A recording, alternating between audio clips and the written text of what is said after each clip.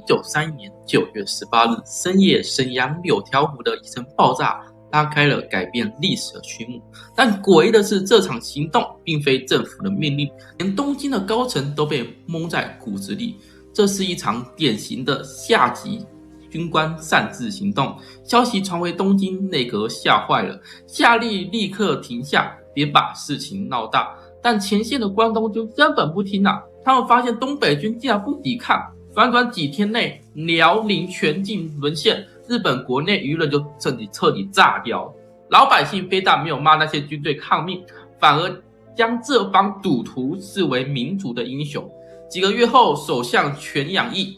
惨死枪下，文官的政府从此名存实亡，国家机器并被疯狂军人接管。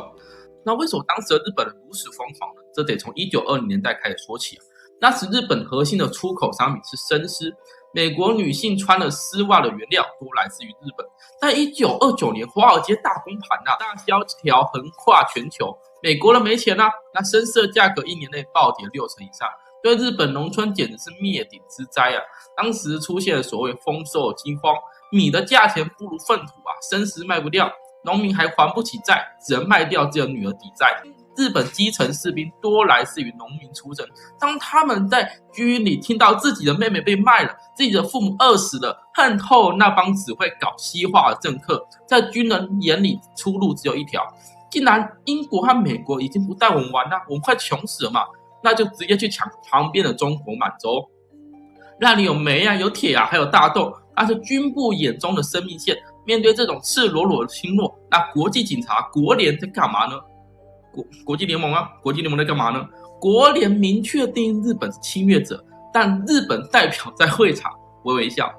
不跟你们玩了，就退出了国联。打脸的国联除了遗憾和谴责，连一艘军舰、一个士兵都没有派，因为英法美当时也穷得叮当响，谁也不想在那个时候出头。其实日本军部心里当时很虚，如果国际联盟、国际社会能义气一点，哪怕只搞个石油的禁运，这群赌徒可能就被吓回去了。但强权国家选择了闭上眼睛，这场集体的沉默与贪婪，最终将世界推向了二战的深渊。